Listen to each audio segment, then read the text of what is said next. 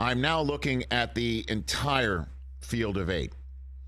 And what we're seeing now is a rarity, because I have my same list that I put together here of the final 4 quarterbacks from the AFC since NFL Network came on the air and started covering games. And I'm now looking at all 8 and utilizing this list of the AFC quarterbacks. I think this is the first time since the NFL Network came on the air in the last 20 years that we're seeing all 8 quarterbacks of divisional playoff weekend under the age of 30. Talk about youth being served. Mm-hmm.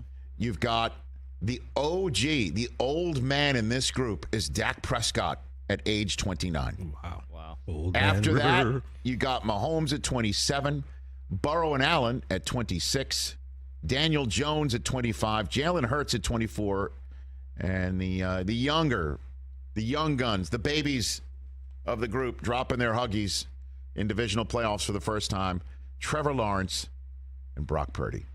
They're all under the age of 30. And Mahomes, you want to talk about how crazy this is? This is Mahomes's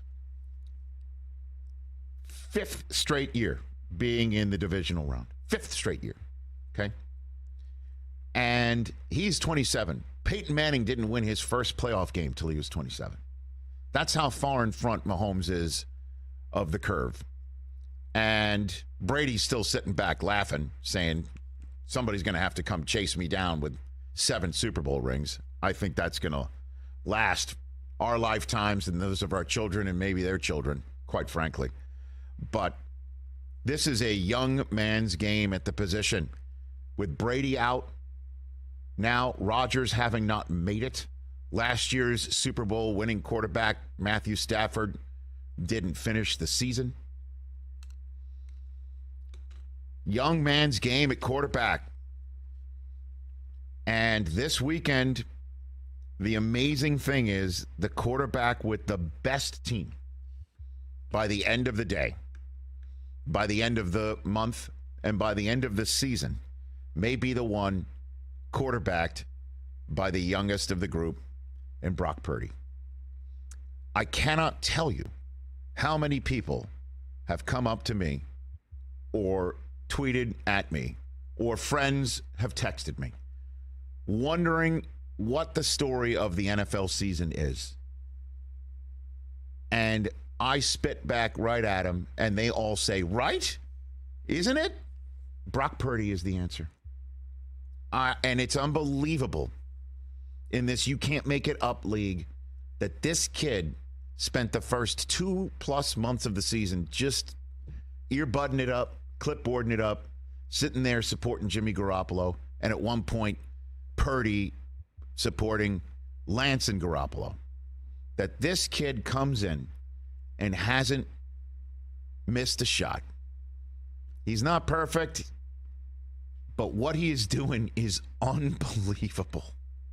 It is the stuff of legend. It really is. And he's in that position right now. And we're going to see him against the Dallas Cowboys on Sunday after all the other games are finished, after the AFC Championship field is set, after we know if the winner of 49ers Cowboys visits Philadelphia or this game is for the right to host the NFC Championship game. We will already know all of that and have 3 games, 6 teams, and presumably 12 quarters of football to talk about and ruminate and chop up. And Brock Purdy's going to step out there against the oldest of the group in Dak Prescott and the Dallas Cowboys and say, not today. This is a magic carpet ride that I am on. Honestly, I totally get the fact that we are a Cowboys-centric media. I get the fact that Burrow and Allen is a terrific matchup.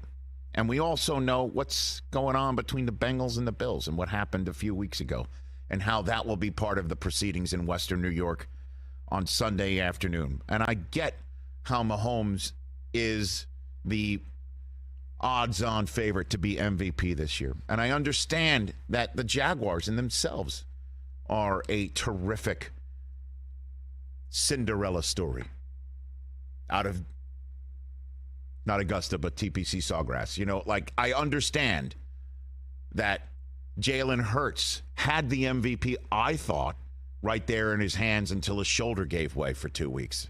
Fair or not. And I understand that the Giants have their history of going from who really are they and can this quarterback really do it to picking confetti out of their hair, not just once but twice. Nothing compares to the story of Brock Purdy. Nothing. The only comparison is what happened to Brady years ago and Kurt Warner in 99. And I know you guys talked to Kurt Warner yesterday. I can't believe, you know, what I'm seeing. And I understand everybody thinks he's going to trip up or that's going to be the tripwire for this season. But if this kid wins 3 more games, it's stuff we'll be talking about for a long time. And that's the storyline I'm focused on. And how in this young man's game could this kid who came out of truly nowhere take the San Francisco 49ers to the promised land? I see you kind of shaking your head over there. Would you disagree? Agree? What do you think? I don't know. You know, I'm just trying to think about it. It's one of those things like if Kurt and Tom Brady had a baby, right? It'd be Brock Purdy, kind of. Their stories, if their legacies had a baby? If their stories. The origin stories. Yeah, right, because Brady's 6th round and Kurt undrafted and, obviously made a movie. You can make a movie out of Brady, too, I guess, if you want. But, yeah, I'm just trying to think about, right. He's only been playing quarterback in the NFL for, like, a month and a half. Which is why he didn't make the final 3 for Offensive Rookie of the Year. It was Olave, Garrett Wilson, and Kenneth Walker.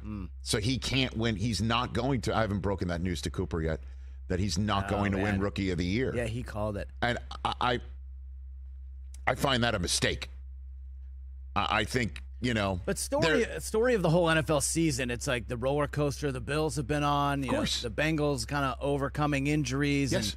and fighting back to get to the final 8 here. This is no disrespect to anyone No, I know. else I'm here. just trying to, kind of talk it through. And it's like, yeah, the 49ers is amazing. They started the year with one guy, and then they go to the guy that they didn't want to have on the team at all.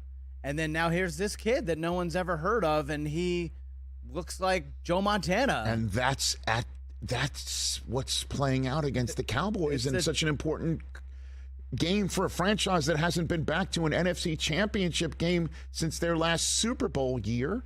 And I think that's kind of the icing, Rich, when you think about it. It's like he's not just playing against the Bucs or any other team. He's playing the Cowboys. Yeah, on top of it. Cowboys. And that's what's at stake. How many arguments were you used to being in? Because I know you're more chill now, TJ. I get it.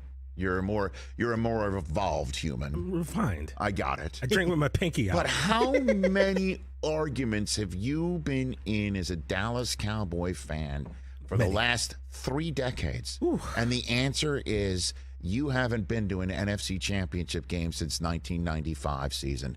End of story, period. And the same way as a Yankee fan, you haven't won a World Series since 2009. You're so terrific. Like, I'm in my 2nd decade of hearing this argument. And it's kind of a conversation ender, Rich, so much I had to put a velvet rope up last year, remember? I know that. That can end by the end of the night Sunday. That could be over. When the varsity hits the field on Sunday, yes. That can be over. The answer to the question is over. And the team that would be in front of you, to go back to the Super Bowl is a team that you know very well and that you've beaten this year. Each of them. The Cowboys have a win against each of the teams that they might face to go to the Super Bowl. If they win Sunday, it's out of sight on Sunday. On, man. My heart is literally starting to race. Yes. Why are you doing this to me, yo? Because I am a professional communicator of what's at stake. And a storyline guy and a season storyline arc and a narrative guy. I'm all about the narratives. Not an all 22 guy. I can look at film. That's not what we do.